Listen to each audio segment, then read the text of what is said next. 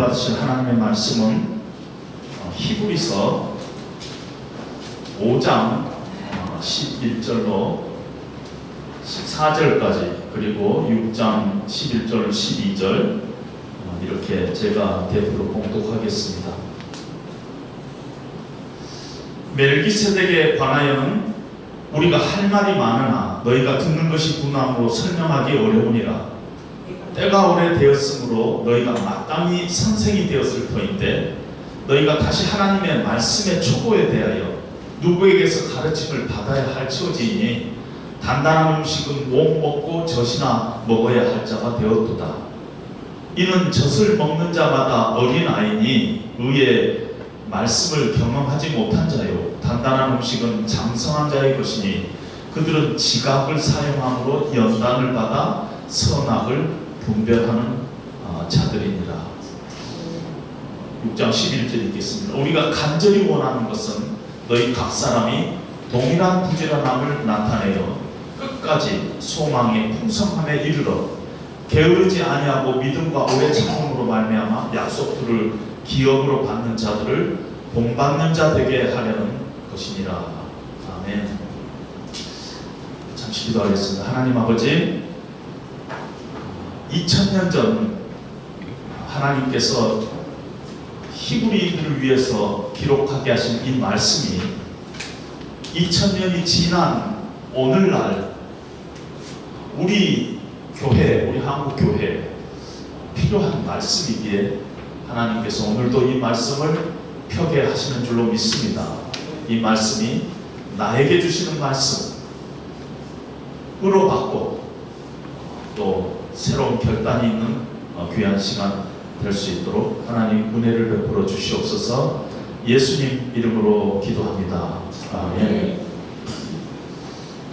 목회 데이터 연구소라는 단체가 있는데요, 최근에 종교계의 흐름에 대해서 이렇게 여론조사를 한 내용을 본 적이 있습니다.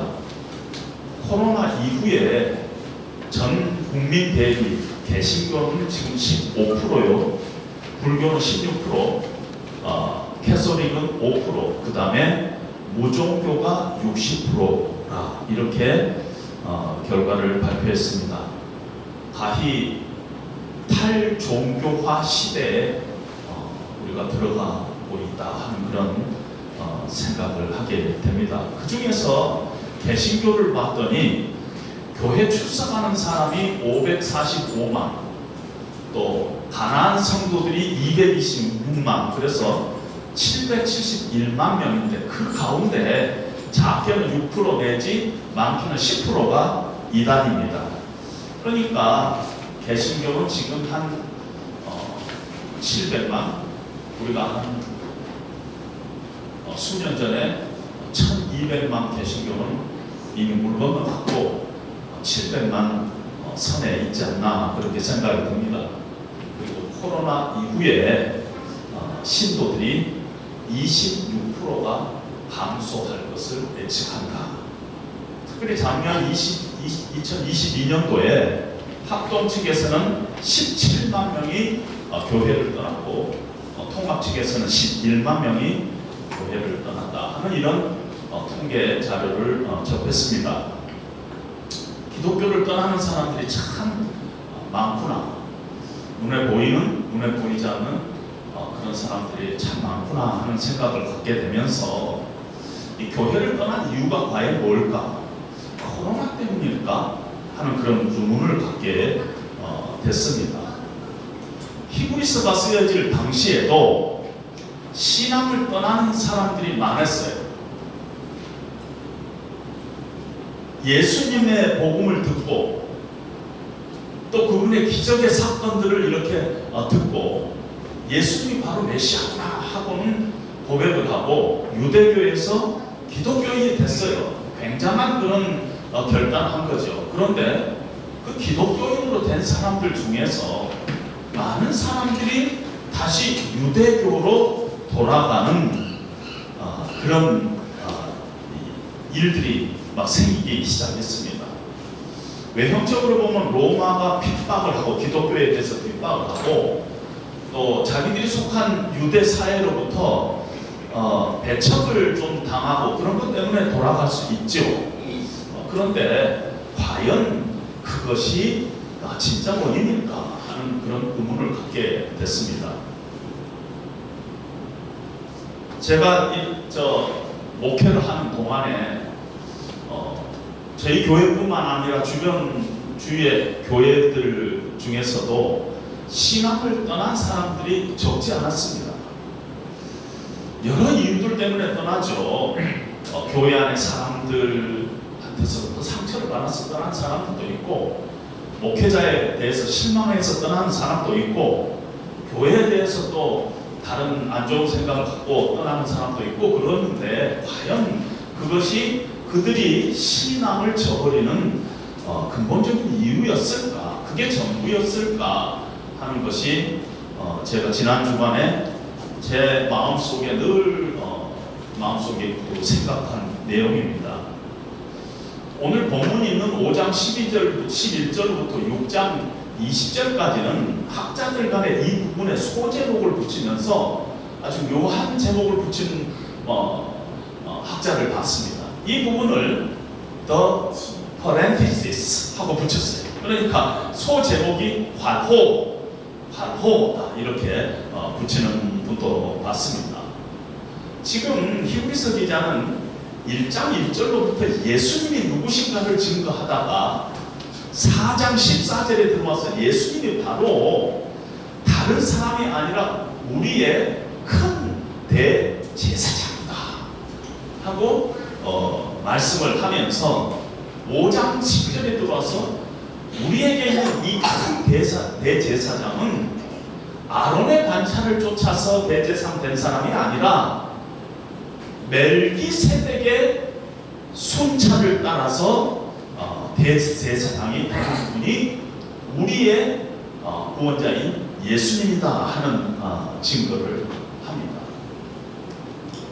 그리고 나서 오늘 본문에 보니까 멜기세덱에 관해서는 내가 할 말이 많지만은 너희가 듣는 것이 분함으로 설명하기가 쉽지 않다 하고 이 얘기를 하고 7장 1절에 가면 그 다음에 괄호가 나오고 7장 1절에 가면은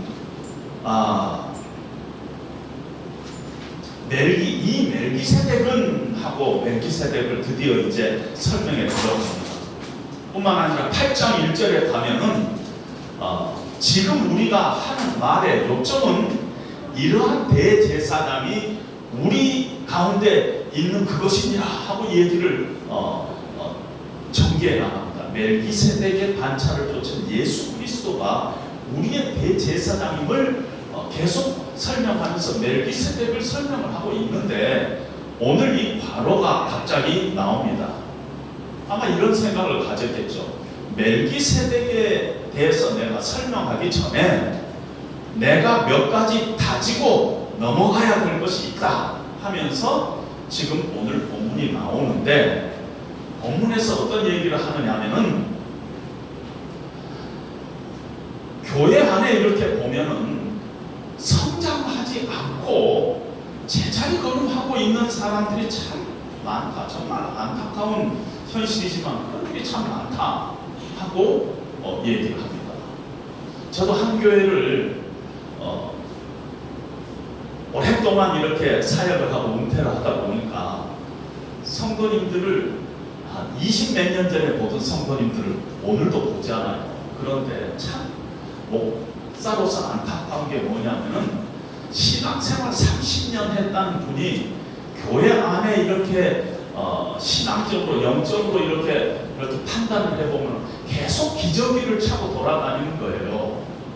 오랫동안 신앙생활 하는 사람이 기저귀 차고 돌아다니는 일이 그것이 얼마나 추하게 보이는가 모른다는 거예요.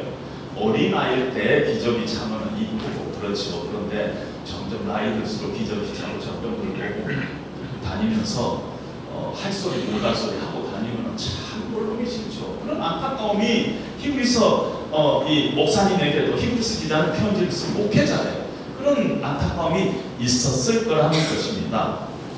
뿐만 아니라 언제부턴가 교회를 안 나오려고, 교회를 떠나려고 이렇게 꿈틀꿈틀 하는 사람들이 있다는 거예요. 이런 사람들에게 대해서 참 강력하게 지금 경고를 하고 있습니다. 그리고 또 어려운 가운데서도 진실되게 신앙생활을 하고 있는 많은 성도님들을 격려하면서 너희들이 참으로 구원받은 하나님의 백성인 것을 내가 보증하고 내가 확신한다 하는 위로와 격려의 말도 이렇게 같이 덧붙이고 있는 것이 오늘 본문 안에 있는 내용입니다. 우리가 읽지 않는 부분까지 합해서요. 근데 특별히 하나님의 은혜를 맛보고 교회 공동체가 무엇인가 경험하고도 기독교를 떠나고 다시 유대교로 돌아가려는 사람들에게 이 일은 너희가 하나님의 아들을 다시 십자가에 드러내놓고 못 박는 행위와 똑같다. 그건 아주 배교와 버금가는 것이다 하고 강력하게 경고를 하고 있습니다. 오늘 제가 여러분들과 함께 나누고 싶은 이 메시지의 초점은 이 신앙적으로 신앙을 떠나려는 사람들이 현실적으로 교회 안에, 실제적으로 교회 안에 있어요. 현대교회뿐만 아니라 그 당시에 힘이 있어 서신을 받는 그 교회도 그런 사람들이 있기 때문에 지금 이 편지를 쓰는 거 아니겠습니까? 물론 그분들이 구원받은 하나님의 백성이라는 뜻은 아니에요. 그때 하여튼 교회 안에 교인 중에, 교인이 다 성도는 아니니까 교인 중에 그런 사람들이 있어요. 그 원인이 뭔가? 정말 우리 식으로 하면 코로나 때문에 떠난 건가? 아니면 로마의 핍박 때문에 떠난 건가? 아니면 교회에 상처받고 떠난 건가? 아니면 다른 이유가 있는 것인가? 하는 것을 조금 짚어보고 싶은 생각이 지난 주일에 들었습니다. 그래서 신앙을 떠난 이유를 제 나름대로 이렇게 정리를 해봤습니다. 신앙을 떠난 이유가 그들의 신앙에 문제가 있었다 하는 것을 첫 번째로 두고 싶습니다. 떠날 만하니까 떠난 것이 아닌 것입니다. 왜냐하면 교회 안에 불신자가 많아요. 교회 안에 불신자 중에서는 떠날 수 있죠. 마음에 안 들면 떠나죠. 초대교회에도 그런 사람들이 있었어요. 요한일서 2장 19절에 보면 그들이 우리에게서 나갔으나 그러나 원래부터 그들은 우리에게 속한 자들이 아니었다. 그러니까 그들이 그동안에 우리 교회에 나온 사람이었지만은 그 사람들 믿는 사람들이 아니었다는 거예요. 그래서 쉽게 떠났다는 것이에요. 그런 일이 있을 수 있어요. 교회 공동체 안에 예수님을 안 믿는 사람이 있을 수 있어요. 우리가 알다시피 가론 유다도 그런 사람입니다. 예수님 12제자 중에 한 사람조차도 예수를 안 믿는 사람이어서 흘러 떠내려가는 사람이 있는데 하물며 일반 교회 안에 안 믿는 사람들이 얼마나 많겠습니까? 이 교회 안에 안 믿는 사람이 참 많아요. 저는 32살 때 미국에 유학을 갔어요. 그리고 유학생 교회에서 신앙생활 하면서 예수님을 영접했어요. 근데 그 전까지 저는 구원이라는 말도 들어본 적이 없고요. 영접이라는 거, 하나님의 은혜라는 거 들어본 적이 없어요. 평생 잊었었을 때는 종교란에 기독교, 모태신앙 이렇게 썼는데 들어본 적이 없어요. 배운 적이 없어요. 물론 교회에서 어떤 목사님의 설교 중에 있었을 텐데 제 귀가 열리지가 않아서 그렇게 하나도 안 들어왔던 거예요. 그래서 예수님을 유학생 시절에 30살이 넘어서 참 영접을 했는데 놀랍게도 한국에서요, 미국에 유학 가기 전에 회사를 4년간 다녔는데 가끔 교회를 다녔어요. 왜 다녔냐면은 결혼하려면 교회가 오라 그래가지고 제 아내가 다니는 교회에 이렇게 할 수 없이 끌려서 다녔는데 어느 날 제가 집사가 된 거예요. 1월 첫 주에 주보에 보니까 제 이름이 서리 집사만에 있는 거예요. 여러분, 우리 한국교회가 그런 식이에요. 아주 얼마나 뻥튀기를 잘하는 그 교회도 그런가 모르겠다는 것입니다. 현대 교회 안에 불신자가 많다는 것은 공공연한 사실입니다. 오래전에 미국 복음주의 여론기관지인 조지 버나 연구소에서 몇 년도인가 제가 기억은 잘 안 납니다. 그런데 이런 연구를 했습니다. 성경이 하나님의 말씀인 것을 믿는 복음주의 교회 안에, 우리 교회도 복음주의 중에서 복음주의인 교회 안에 born again 크리스찬은 몇 프로나 될까? 그때 그 연구소의 답은 50% 정도라고 했어요. 그러니까 따지고 보면은 좋은 교회라고 하는 교회 안에 믿지 않는 사람이, 실제적으로 믿지 않는 사람은 반 정도 된다. 그래서 제가 그 통계를 그 신학교 교수님한테 한번 이렇게 말씀드렸더니 조지 바나 연구소가 too optimistic 하고 얘기를 한 기억이 아직도 납니다. 너무 좋게 본 것 같아요. 그것보다 더 퍼센티지가 나쁠 수 있다 하고 얘기를 합니다. 우리 한국교회도 이런 통계가 없지만은 아마 조사를 하면은 그에 버금가지 않을까, 그런 생각하고 충분히 수긍이 갑니다. 뿐만 아니라 우리 한국교회는 교회별로, 교단별로 세 분리기, 숫자 싸움이 얼마나 많았는 줄 아시죠? 아까 얘기했지만 우리 한국교회가 1200만 성도를 장악하고 몇 개 교회고, 매번 이것이 교단 간에 서로 경쟁을 하는 거 아닙니까? 사실 예수를 믿는다는 건 과거에는요, 그 사람이 중생의 체험을 갖게 됐느냐, 혹은 회심을 했느냐, 거듭남이 있으냐, 이렇게 용어가 좀 무거운 용어를 썼는데, 언제부턴가 예수 믿고 그러면은 구원 받은 것입니다. 아주 가볍게 예수 믿는 것을 얘기를 하고 말았습니다. 우리가 정말 예수를 믿는다는 것, 내가 중생의 체험을 갖게 됐다는 것이 뭐냐면, 하나님의 은혜로 우리가 다시 태어난 것과 같이 우리의 존재가 변화되는 것, 그것이 예수를 믿는다는 거예요.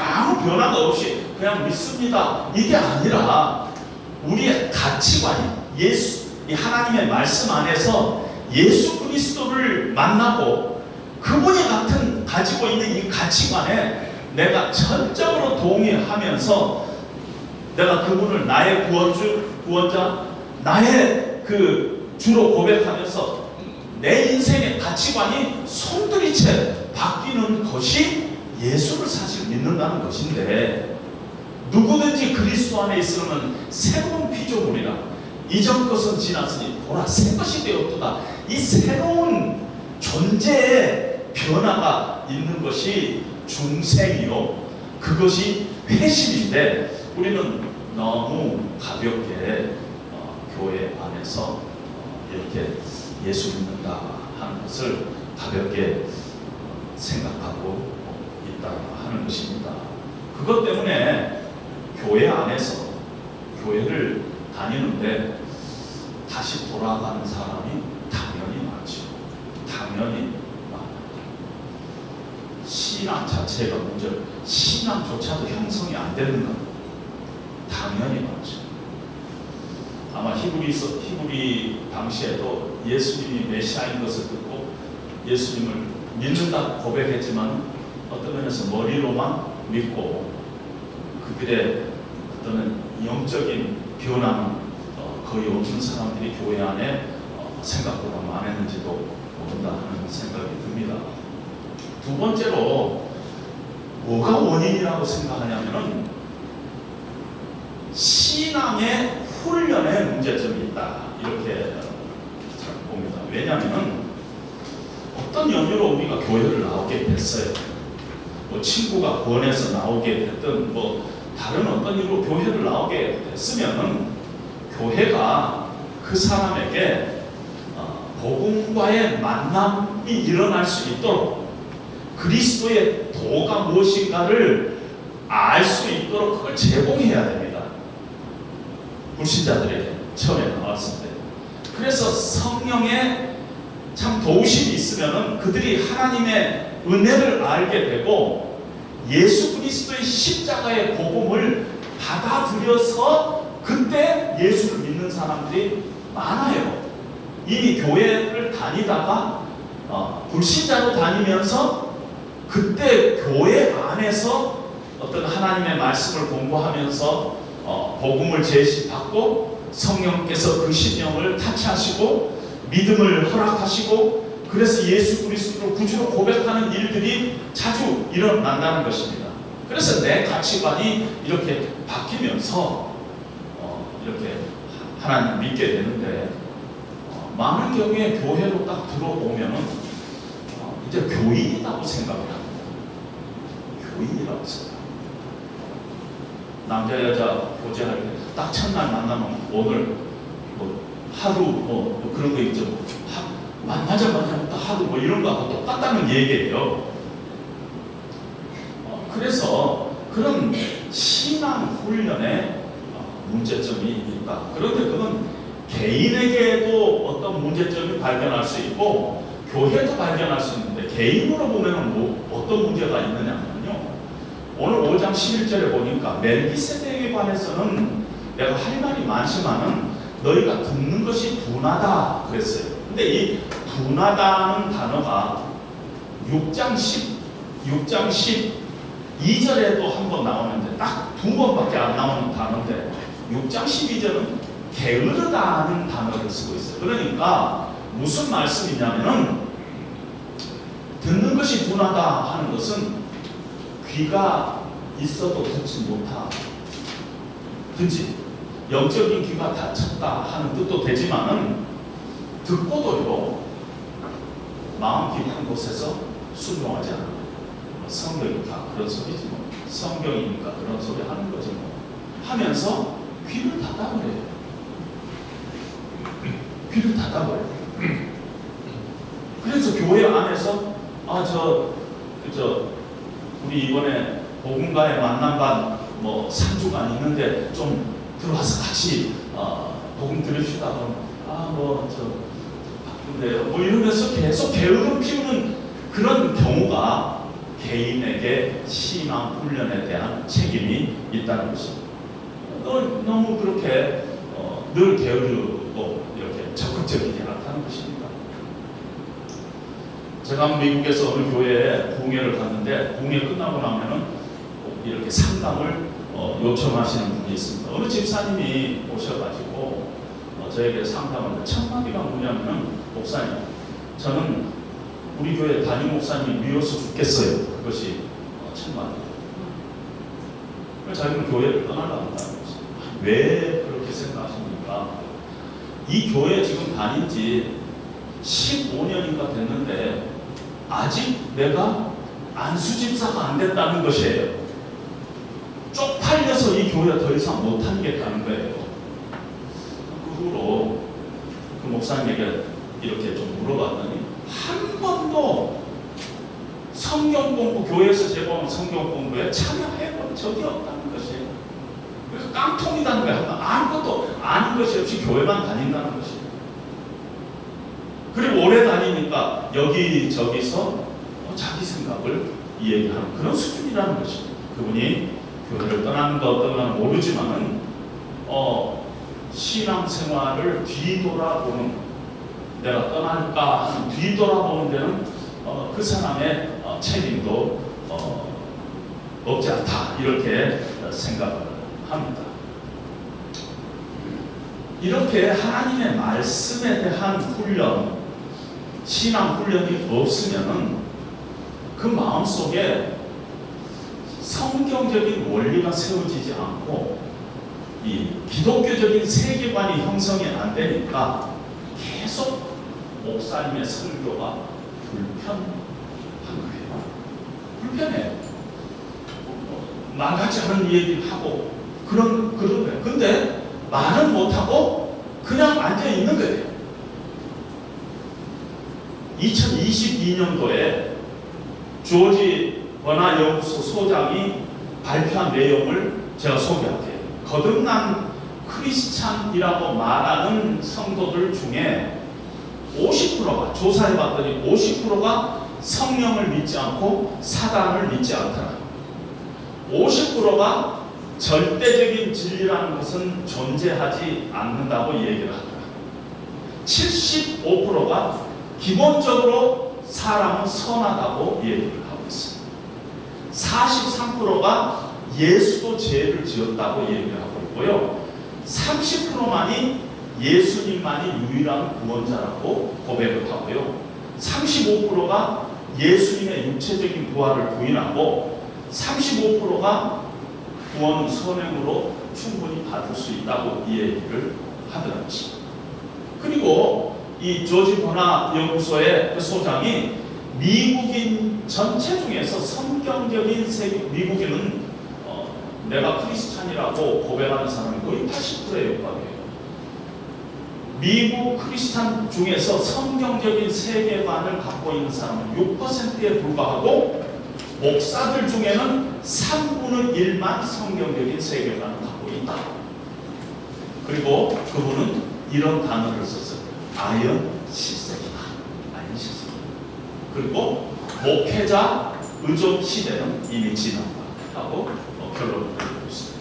그러니까 이게 안으로 들어가 보면은요 심각한 수준이라는 것입니다. 안으로 들어가 보면은 교회는 다니는데 기독교적 어떤 세계관은 전혀 나하고 상관이 없고 성경이 말하고 있는 신앙의 원리나 진리 체계하고 나하고 아무 상관이 없는 거예요. 그러면서 그냥 교회에 다니는 거예요. 그리고 어느 때 교회를 떠날 일이 생기면은 자기도 모르는 사이에 교회가 불편해졌어요. 마음에 안 들어요. 내가 원하는 기독교는 그게 아닌데 이 교회만 그러는가? 왜 이렇게 심하게 가르치지? 내심 실망하고. 그래서 실제적으로 기독교의 어떤 사상에 대해서 동의하지 않으면서 신앙 공동체 안에 교인이라는 이름하에 머물고 있다가 어느 날 꼴 보기 싫은 사람이 생기면은 교회를 떠나고 신앙을 떠나는 뒤돌아봄이 생긴다. 이렇게 나름대로 이렇게 정리를 했습니다.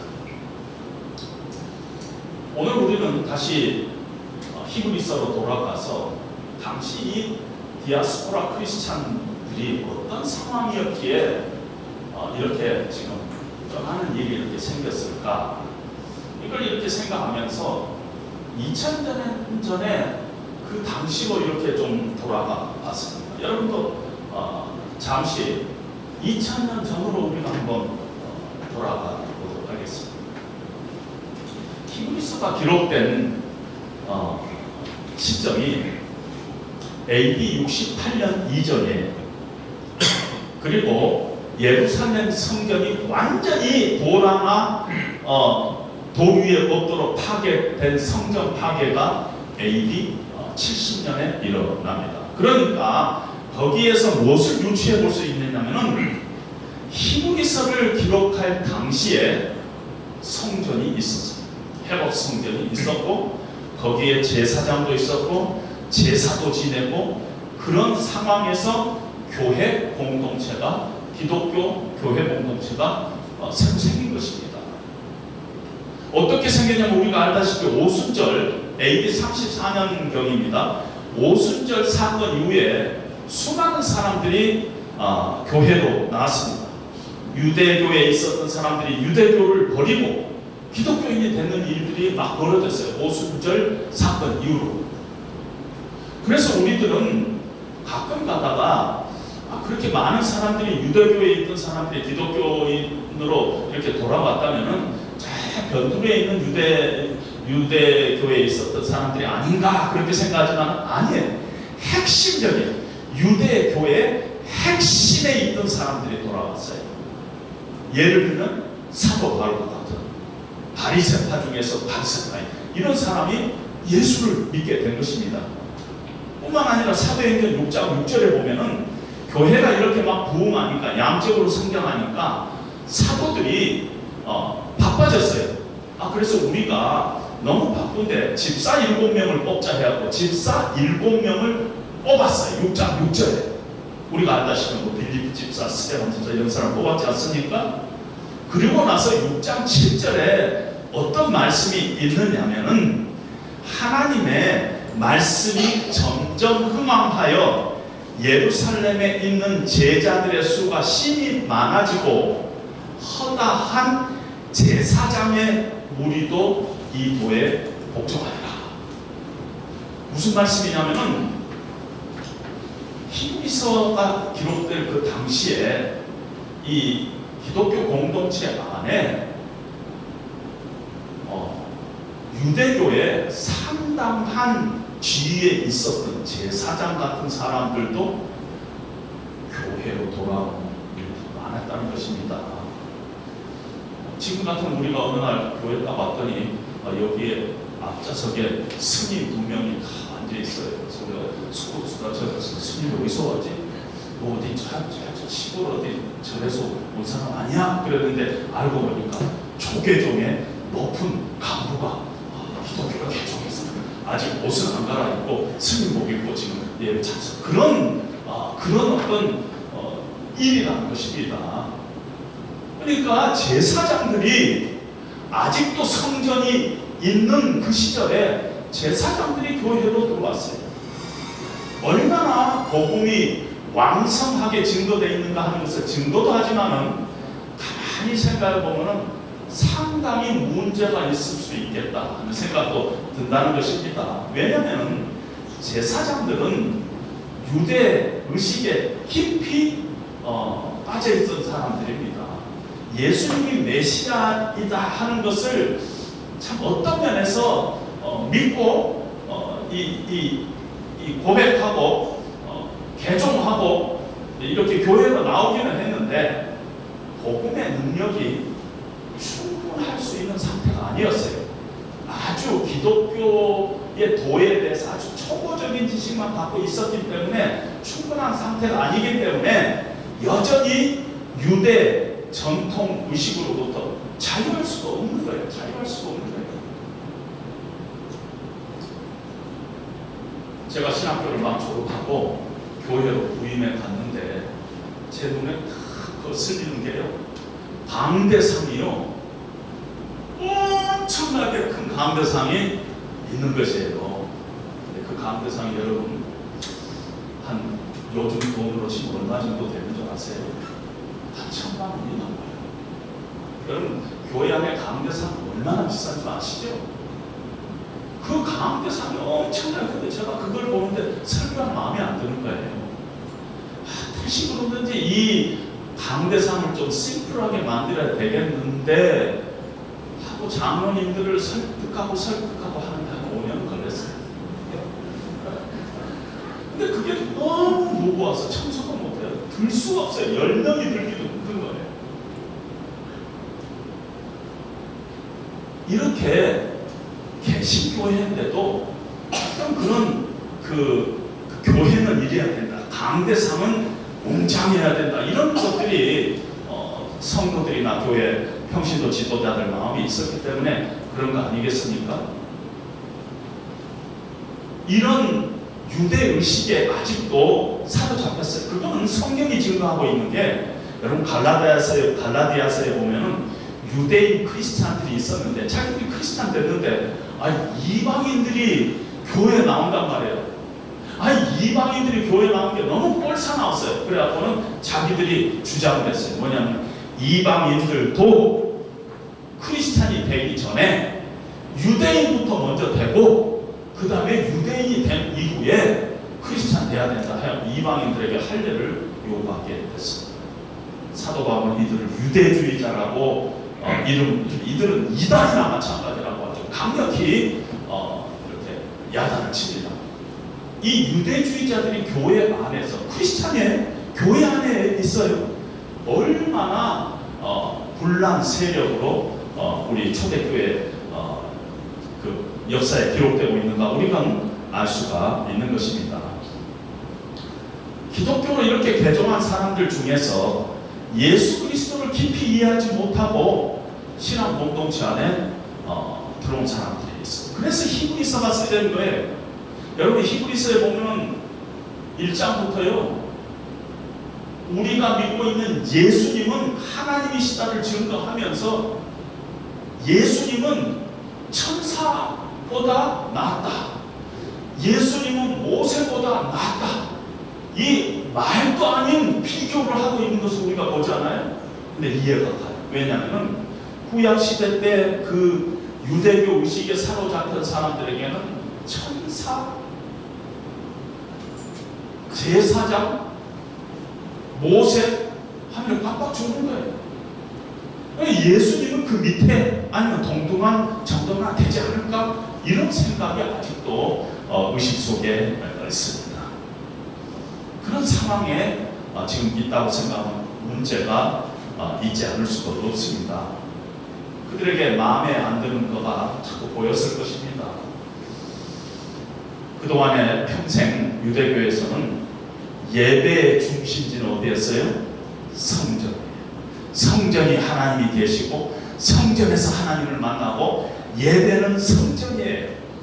그런데 그리고 지금 바로 옆에 지성소도 있고 성소도 있고 제사장들도 있고 제사도 지내고 있는 바로 성전이 그대로 있어요. 근데 기독교 공동체에 왔더니 유대교 성전이 버젓이 옆에 있는데 제사장들은 지금도 에봇을 입고 제사를 드리고 있는데 여기 왔더니 모임에 왔더니 한 10명 모여 있어요. 교회 성전 어디 있어요? 무슨 성전이에요? 아니 예배 드려야 될 거 아닙니까? 가정으로 끌고 들어가가지고 여기가 우리 예배 처소입니다. 오이코스 가정교회. 가정에서 모이는 여기가 우리 교회라는 것입니다. 제 사람들 마음속에 예수님이 왕이요 메시아다면 예배는 더 웅장하게, 더 멋있게, 더 영광스럽게 드려야 되는데 이게 뭐 성전도 없고 제사도 없고 제사장도 없고 아무것도 없어요. 너무 심플해요. 목사가 아무도 안 믿어요. 뭐 이런 식이에요. 지금 같으면.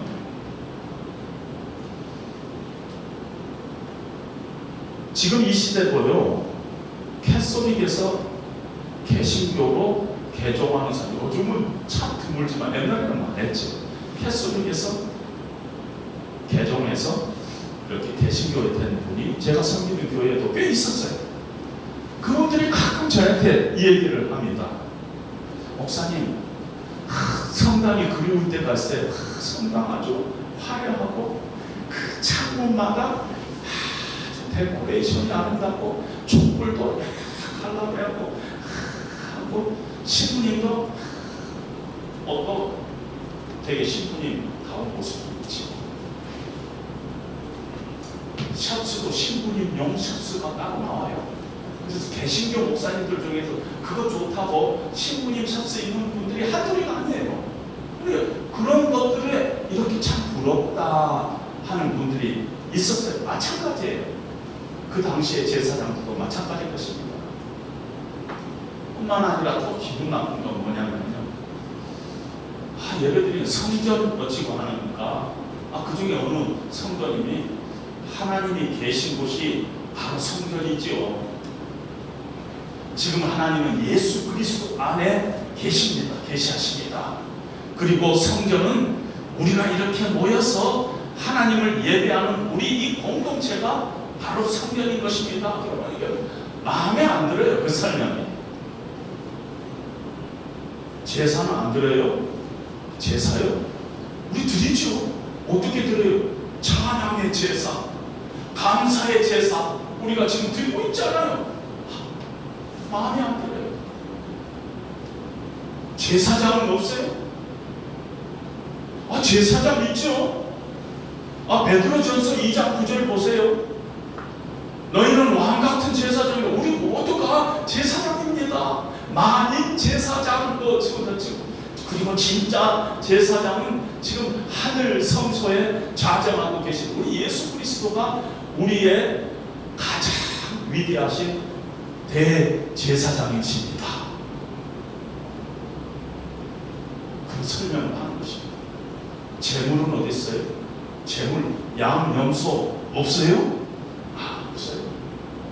예수 그리스도께서 지성소에 들어가셔서 자기 자신이 제물이 되주셔서 영원한 한 제사를 하나님 앞에 드렸어요. 살아있는 제사를 드리고 싶습니다. 그리스도가 우리의 산 제물이 되셨어요.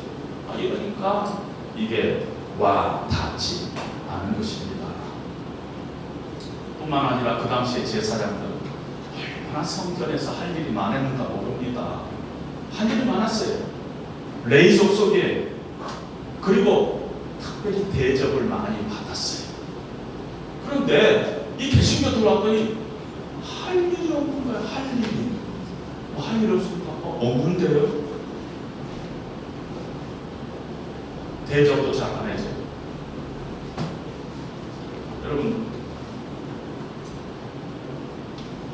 목사님들 중에 성도님들과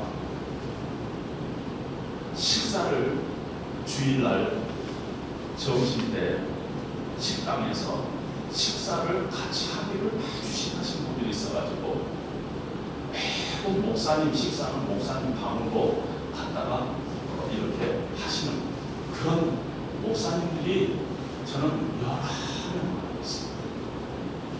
그리고 평생 식사에서 줄을 서보지 않았어요. 그래가지고 어느 교회에 갔더니 우리 교회는 다 줄 섭니다 했더니 그냥 앉아가지고 땀을 바짝바짝 흘리는 목사님도 제가 알고 있습니다. 안 해봤어요. 그러니까 제사장으로서 교회를 갔더니 할 일도 없고 대접도 안 해줘요. 기독교 안 맞아, 불편해. 그러면서 마음속에서 발사부터 짐을 싸기 시작합니다. 이에 나가지고 돌아가야지. 이런 사람들, 이런 것들이 원인이 많이 됐을 거다 하는 것입니다. 교회에 나오지만 기독교 신앙의 본질과 원리를 배우지 못하고 믿음의 눈이 열리지 않으니까 늘 눈에 보이고 손에 잡히는 것이 귀한 거예요. 제사장, 제물, 성전, 이것이 귀하지. 우리에게 보이지 않는 천상의 하늘 성전이 있고 하늘에 The Great High Priest, 우리의 큰 대제사장이 있다는 것을 영적인 눈으로 보지 못하니까 늘 그것이 오히려 더 실체인데 이걸 보지 못하니까 답답하고 시시하고 그런 상황에서 돌아가자, 유대교가 더 나한테 맞는가 보다, 이런 사람들이 의외로 있었을 거다 하는 그런 짐작을 하게 됩니다. 2000년 전에 일어난 일인데 오늘 우리가 이 성경을 펴는 데는 이유가 있을 것입니다. 왜냐하면 한국 교회가 생각보다 문화적으로 구약적입니다. 아직도 이 강대상을, 이 설교단상을 제단이라고 부르는 사람도 많고요. 교회 건축할 때는 늘 성전 건축이라고 하고, 예배당 대신에 지금도 무슨 성전 하고 붙이고 있는 거죠. 그래야지 있어 보이는가 모르겠어요. 사실은 우리가 그냥 통칭 교회라 하지만은 우리가 여기 이 모임, 이거는 예배 처소예요. 예배 처소. 전통적인 부흥회를 하는 교회에 가보면요, 이렇게 합니다. 예배 시작 전에 바로 이 자리에 헌금을 올려놓습니다. 그리고 예배가 시작되면은 목사님께서 이 헌금에 대해서 기도를 합니다. 그리고 나중에 헌금 시간에 헌금 위원들이 해가 헌금 갖고 오면은 또 그거에 대해서 헌금이 두 종류가 있어요. 여기에 올려놓은 헌금이 있고 요 밑에 내려오는 헌금이 있어요. 여기는 어떤 헌금이에요? 재단에 올려놓은 헌금. 이게 우리 한국이 아직도 이런 구교적, 유대교적인, 구약적인 그런 생각을 갖고 있다는 것입니다. 크리스찬들 중에서 저 사람이 술을 마시느냐 안 마시느냐가 좋은 크리스찬이냐 나쁜 크리스찬이냐 엉터리냐 하는 것을 나누는 시금석이 우리 한국 교회가 되고 있어요. 저는 미국에서 제가 속하던 교회가 굉장히 보수적인 교단인데 한국 교단 총회에 갔어요. 미국 목사님들이 한 3,000명 참석하는 멤피스에서 하는 그런 교단의 총회에 갔는데 저녁에 그 지역에 아주 돼지, 갈비 이런 것이 유명한 그런 것들이 있어가지고 목사님들이 그쪽에 많이 저녁을 먹으러 가는데 저도 한국 목사님들과 함께 거기 저녁을 먹으러 갔다가 깜짝 놀랐어요. 생맥주 안 든 목사님들이 안 보여요. 다 생맥주 들고 와. 오늘 총회를 했는데 금방 시험 들 뻔했어요. 마음을 다시 정돈했죠. 내가 안 먹는다고 해서 저 사람들이 잘못된 거 아니잖아요. 그러니까 그런 면에서 우리가 아주 신앙적으로 중요하지 않은 부분을 중요한 것 같이 여기고 그거에 목숨을 거는 경우가 얼마든지 있다는 것입니다. 하나님의 말씀이 가르쳐주는 신앙의 원리에 따라 우리가 판단하지 않고 내 느낌대로 내 경험대로 판단합니다. 오늘 이제 결론적으로 들어가서 어린아이와 장성한 자가 있는데 우리는 장성한 자라고 했어요. 이 장성한 자는 어떤 자냐면은 의의 말씀을 경험하는 자요, 단단한 음식을 먹는 자요, 지각을 사용해서 연단을 받아 선악을 분별하는 자라 이렇게 표현을 했습니다. 의의 말씀을 경험하다는 단어가 제가 몇 주 전에 그 단어가 트라이드라는 단어라고, 그러니까 하나님의 말씀을 늘 테스트해보고 또 이것이 참 하나님의 말씀으로 옳은 거구나 하는 것을 또 프루브하는 그런 과정이 있다는 것입니다. 지각을 사용하여 연단을 받아 하는 것은 train themselves, 그러니까 트레인을 한다는 것, 이게 신앙의 훈련이 있는 사람이다 하는 것입니다. 말씀을 나의 삶의 전 영역에 확장하면서 늘 이렇게 신앙적인 훈련을 하는 사람을 장성한 사람이다, 그렇게 얘기를 하고 있다는 것입니다. 다른 말을 표현하면 작은 것 하나라도 나의 삶 속에 예수님 때문에 변화된 것, 예수님 때문에 이루어지는 것, 그 순간이 우리는 성장하는 순간이라는 것입니다. 그냥 듣는 게 아니라 그때가 성장하는 순간. 그러니까 운동 하나도 못하면서 운동에 대해서 잘 아는 사람이 아니라 실제 필드에서 골프를 치면은 핸디 얼마를 쳤다, 이것이 실력이라는 것이야. 얼마큼 치느냐가 실력이지 그냥 텔레비 보고 감나라 콩나라 하는 것이 아니라 손흥민이 저때 그 왼발 대신 오른발로 쳐야지, 이게 아니라는 것입니다. 실제 연습해가지고 그런 실력이 갖춰져 있는 것이 성장하는 사람입니다. 그 하나님의 말씀이 내 삶 가운데 늘 이렇게 적용되면서 이 하나님의 말씀으로 내 경험과 내 생각이 자꾸 무너져야 돼. 그리고 하나님의 기뻐하시는 뜻이 늘 세워지는 그런 삶을 늘 살아가는 사람들이 장성한 사람이다 하는 것입니다. 그래서 오늘 말씀에서는 우리가 간절히 너에게 원하는 것이 있는데 부지런하고 게으르지 말라는 것입니다. 부지런함을 가지고 늘 신앙에 이 정진이 있으라 하고 얘기합니다. 세상에서요 노력하지 않고 얻어지는 것이 있어요. 우리의 구원은 하나님의 선물입니다. 하나님께서 우리에게 은혜 주셔서 우리의 심령 가운데 믿음의 비밀을 깨닫게 하시고 우리가 예수 그리스도를 구원자로 우리가 받는 그 놀라운 역사는 하나님의 은혜예요. 그런데 그때부터 죽을 때까지 성장하는 데는 다른 방법 하나도 없어요. 뭐예요?